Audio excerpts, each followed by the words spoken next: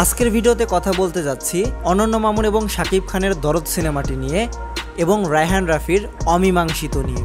প্রথমে আসি দরদ সিনেমা নিয়ে। দরদের প্রমোশনে নোংরামি দেখা যাচ্ছে। দরদ শাকিব খান এবং অনন্য মামুনের সেই সিনেমা যার প্রমোশন শুরু করতে যেতে না যেতেই নতুন নতুন সমস্যা দেখা দেয়। অর্থাৎ সিনেমাটির রিলিজ ডেট অসংখ্যবার পরিবর্তন করা হয়েছে। কিছুদিন আগে দরদ টিম সেপ্টেম্বর মাসে রিলিজ নির্ধারণ করলেও মনে হয় না সেই মাসে তারা সেটা রিলিজ করতে পারবে। তার ওপর দরদ সিনেমার একজন অভিনেত্রী এলিনা অনন্য মামুনের ওপর অভিযোগ করে তাকে সেই সিনেমায় কাজ করিয়ে পর্যাপ্ত পরিমাণে টাকা দেওয়া হয়নি। টিজারে সে নেই কেন, দরদের পোস্টারে তার ছবি নেই কেন এবং তাকে কেন দুবাইয়ের শোতে নিলেন না।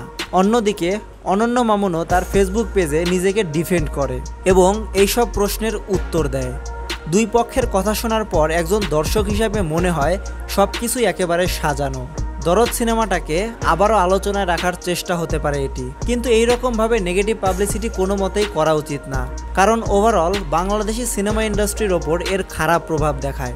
দরদ টিমের উচিত এখন একটি সুন্দর রিলিজ ডেট নির্ধারণ করে তা বড় করে অ্যানাউন্স করা, এরপর সিনেমার গান, ট্রেলার, পজিটিভ প্রমোশনের মাধ্যমে সিনেমাটাকে রিলিজ করা। অন্যদিকে রায়হান রাফির অমীমাংসিত সিনেমাটি যেটা রিলিজ পাওয়ার কথা ছিল অনেক আগেই, বিভিন্ন কন্ট্রোভার্সির কারণে এই সিনেমাটি সেন্সরে আটকে যায়। সাম্প্রতিককালের উপদেষ্টা নাহিদ সে বলেছে যেই সিনেমাগুলো সেন্সরে আটকে গিয়েছিল সেই সিনেমাগুলো নতুন করে রিলিজ দেওয়া হবে। সেই সাথেই সেন্সর সিস্টেমের সাথে একটা পরিবর্তন আনার চেষ্টা করা হবে। সেই কারণেই রায়হান রাফির বহুল আলোচিত ওয়েব ফিল্ম অমীমাংসিত হয়তো আমরা সামনে দেখতে যাচ্ছি। খুব তাড়াতাড়ি হয়তো এই ওয়েব ফিল্মটি রিলিজ করা হবে।